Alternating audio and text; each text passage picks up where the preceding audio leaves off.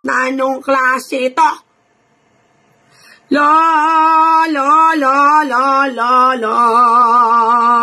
Alright? Yung tao talaga, totoo talaga yun. Meron iba na, nanghihila sa ilalim, naningira, pero umuunlad pa rin. Oo, pero emotionally and mentally, kamusta dyan aside? Nga. Still, you can never feel the satisfaction. You can never feel the happiness you want to feel. Kasi nga, mahilig kayong manira. That's it. Kaya, kamusta? Next question. Ang buhay mo, Bogres, ay katulad ng dede mo. Kumakabit na lang talaga sa panit at lanit-lanit. Hindi na yan aangat at hindi na rin yan tatayo. Nanong klase ito? Total, yung dede mo, sobrang laylay niyan. Bakit hindi mo lang sakalin yung sarili mo gamit ang dede mo para matapos na yung buhay mo? Wala ka may pulos. Pulos ng kagagahan yung pinagagawa mo sa social media. Pulos ng sama ng loob yung binibigay mo sa mga tao sa palibot mo. Nanong klase ito? Tagalog, gaganikin mo. Nakakalipat ako. Nanong klase ito? Yes! Yan. So, kung gusto nyong umangat, tama na lang nga pag ginagad yan. Mag-focus ka sa sarili mong buhay.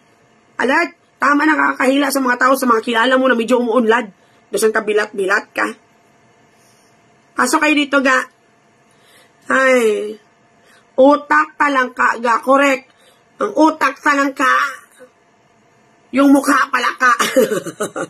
Pasok kayo dito, ga. Nano? Ay, Diyos ko, hindi ka magiging masaya kasi ang lahat ng mayroon ka, panaginip mo lang talaga. Keep dreaming, biatch.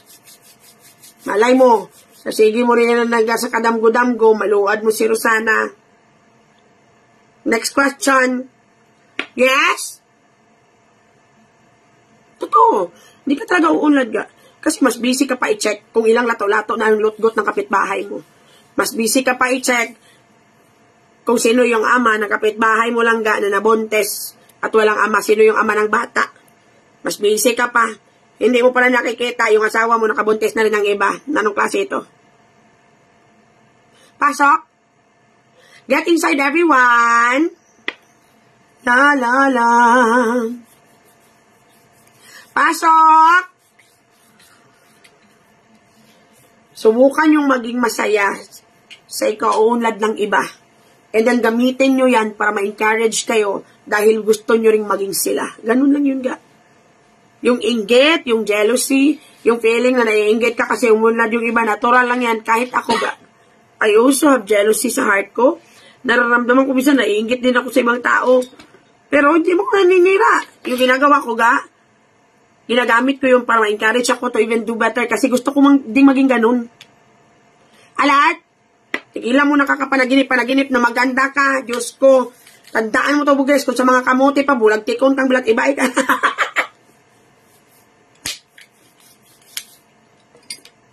Yeah, pasok! Totoo talaga yan. Na anong klase ito? Get inside, everyone. Churururu. Hindi kayo uunlad. Yun lang yun. At the end of the day, pangit na kayo, nga pa kayo, babayki. Mabuti gising ako, love you lang, gapaminday to, I love you to, ga. Alat?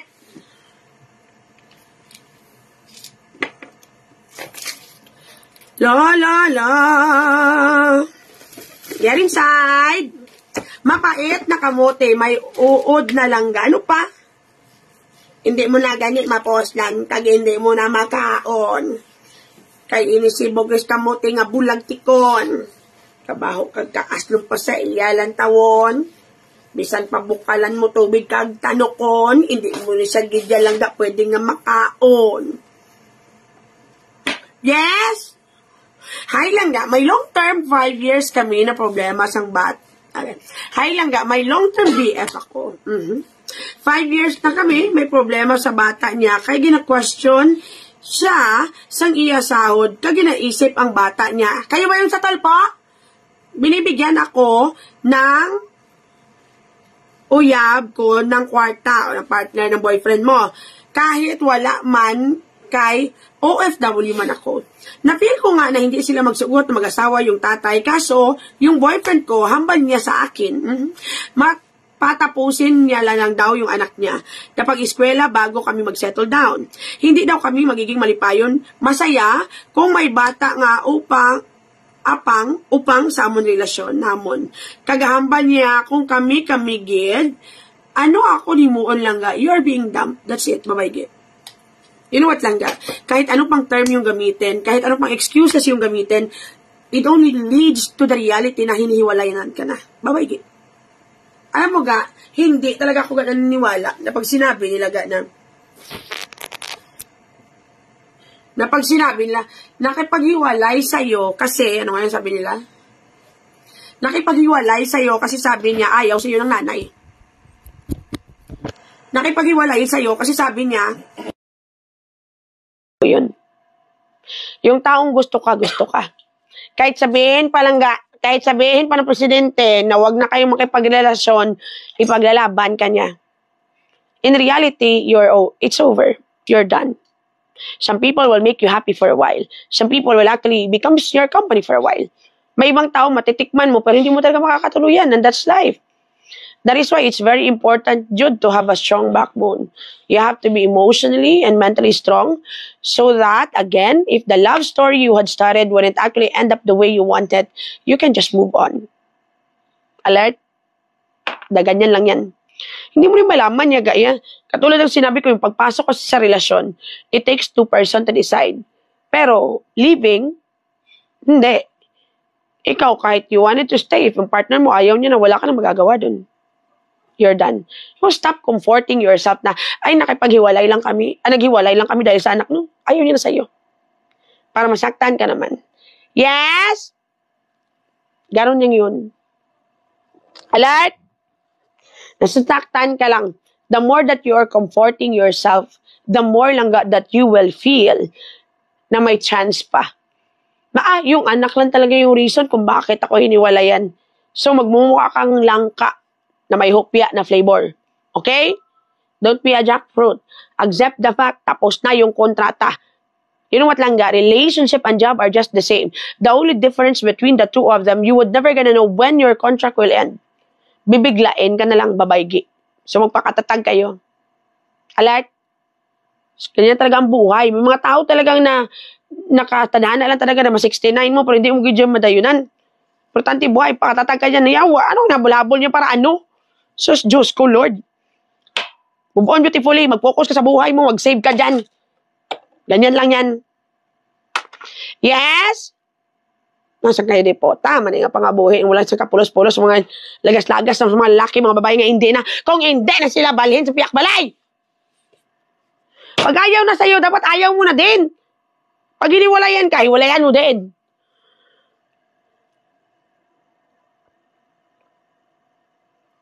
Ganyan lang yan. Kasi sa parang nakakatawa sabihin na, hindi, ikaw ang problema. Ako. O ikaw palang may problema. Bakit ikaw nakipaghiwalay? Hahanapin ko ang sarili ko. O putang ina. Kung alam ko lang na wala ka, edita, sana doon ka nakipag-69 kay Dora. I need space. Ano to, boarding house? Anong klase ito? Umayos ka. May nalam, soul searching, ghostbuster yan. Umayos ka again. Whatever the excuses are, it only means one thing lang talaga. Ayaw na nila sa'yo. Tapos ng tilapay. Finish contract na day. Next question mga palang, ganyan talaga yan, ga. Alam mo kasi, ga, yung iba kasi nakikipagsimula sila sa relationship. Yung gusto lang naman talaga nila sa'yo, like physical attraction, sexual desire, yung finifeed. Hindi naman talaga lahat na nakikipagrelasyon emotionally attached to you. Gusto ka talaga, mahal ka talaga. Yung iba sa kanila, gusto ka lang tilaan. Ganyan talaga ang buhay. Diba? So, may iba na gusto ka lang tilaan. Then at the end of the day, nagustuhan ka o nagkatuluyan kayo, pwede yun. Pero what if hindi? What if nung natilaan ka, feeling niya ang alat mo, babaygi? What if nung natilaan niya na ka, habang tumatagal, lumasay ka na, babaygi? Ganyan lang yan. Importante saan ka buhi. Takan ko Sunod kayo dito. Gabi Gigi, love ga. May garage sale ko tomorrow, 4 p.m. onwards. Next question. Kahit anong excuses pa, kahit anong pang sinasabi, bla bla bla, dahil sa nanay, dahil sa tatay, sa anak, sa aso, pati damay ang pusa, or ang kapitbahay nila, or nakatambay na palaka, still, isa lang ibig sabihin nun, ayaw niya sa'yo. That's it. Takaan ko, ha? Pasok kayo dito, huwag kayong lalabas.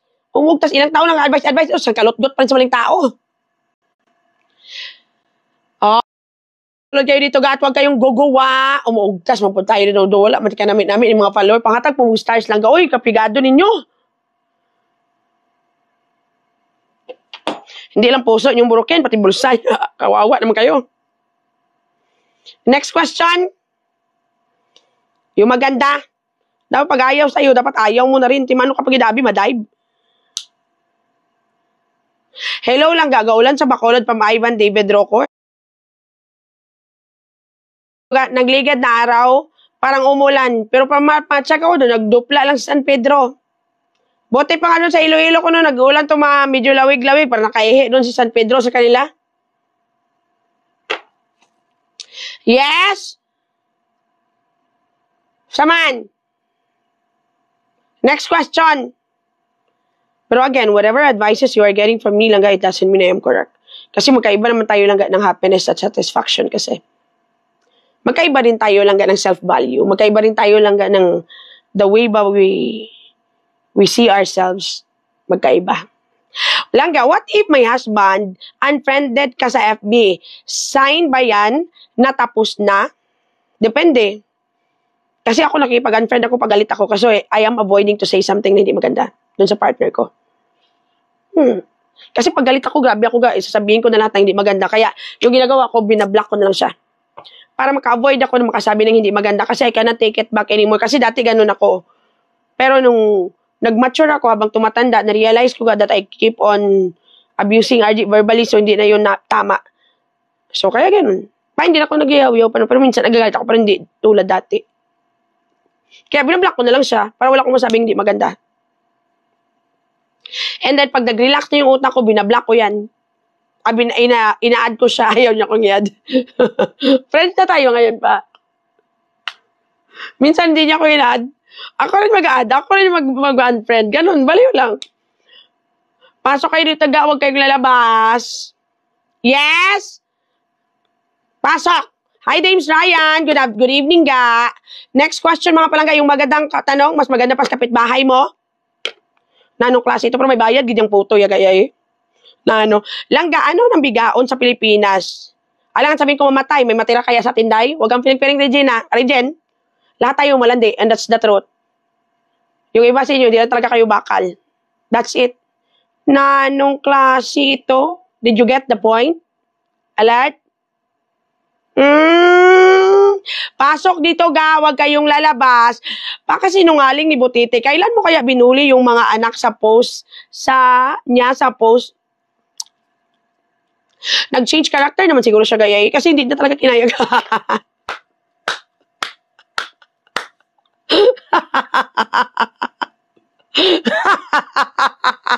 Ga, ikaw ba naman? Ginawa mo ng drug lord yung kaaway mo. Ginawa mo ng addict. Ginawa mo ng kirida ng kung sino-sinong tarpulano. Ga, ang dami mo ng ginawa. Still, hindi mo pa rin nasira. So, anong gagawin mo this time? Magkapabiktim ka. That's the last na option. Hindi pa kayo talaga nasanay na ganyan talaga yung laro nilang lahat. Na nung klase ito. Wala man siya ginakapoy. Gayong may naniniwala pa sa kanya, gaw. Pasok kayo dito, ga. Yes? Pasok. Get inside, everyone. Parang natatawa na lang ako sa, ganyan talaga yan. Na nung klase ito. But anyway, wag na kayong manood dun, ga. Because, to tell you the truth, ga, kung may lesson man ako na-learn, parang tayo yung ginagawa nilang tanga. Kayo, hindi ako nanonood sa kanila talaga. Parang kayo yung ginagawa nilang tanga every time you still watch them, knowing na yung topic nila puro malang lies and fabricated stories. Those people are hungry to get noticed in social media. Yan yung rason kung bakit po tangina nakapa-obvious na laban Japan pa rin para makakain. Maria Elena Takay, kaadlawon tayo sa 50 stars. Lalo na ngayon, yung si Iwit-Iwit, kailangan niya talaga work hard, double na work hard talaga. Kasi wala na siya supporter. Wala nang nagpo-provide sa kanya financially. Yun yung totoo. Kaya kailangan niyo na talaga ga. Kulang na lang, wag na kayong makikibot kung bigla yan magpalansang sa cross para masabing mabuti siyang tao. Totoo talaga yan ga. Hindi na nakapagtataka. So, yun yung tinatawag baga na worst case scenario na to eh. Wala na eh. Ginawa na yung lahat. Lahat ng isyo ginawa na. Ginawa ng droga. Ginawa ng lahat.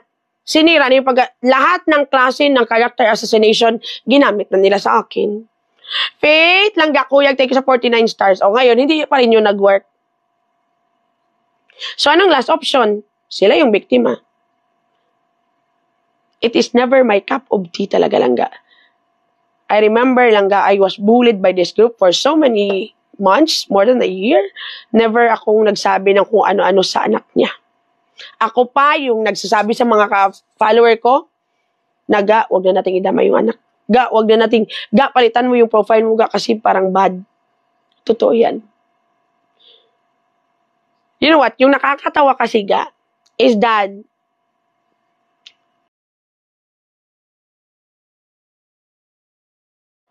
nagaga ka, pati nanay ko, pati kapatid kong patay, putang ina, sabi mo, nakausap mo pa. Hindi ka kasi nag-imbestiga. Sabi niya, nagreklamo daw yung kapatid kong babae sa kanya dahil pinabayaan ko daw. Ipatay na yung kapatid ko data. Witness kami ka nga, wala kang bully sa anak niya from Vivian B. Anderson, tama. Di po, putang ina, nanay ko, kapatid ko, asawa ko, kaibigan ko, pati yung mga follower ko, lahat ng tao sa paligid ko, binuli mo na. Ngayon, ano naman tong kwentong ito? Diba? Ano naman tong kagagahan ito, Bugris? Sus, Diyos ko, Lord, nakakahiya ka talaga ga. Labanan mo yan. Importante, buhay ka. Huwag idamay ang mga anak niya. Yun ang advice mo ga. Tama, I'm always saying that. Kasi, katulad ng sinabi ko, ano yung sabi ko dati sa inyo ga? Pag ginawa natin yan, anong pinagkaiba natin kay Bugris? We become heartless also. Yun yung totoo. Pag ginawa natin yan, pag pinost natin yung anak, sinabihan natin may hindi maganda, ano yung pinagkaiba natin sa kanya?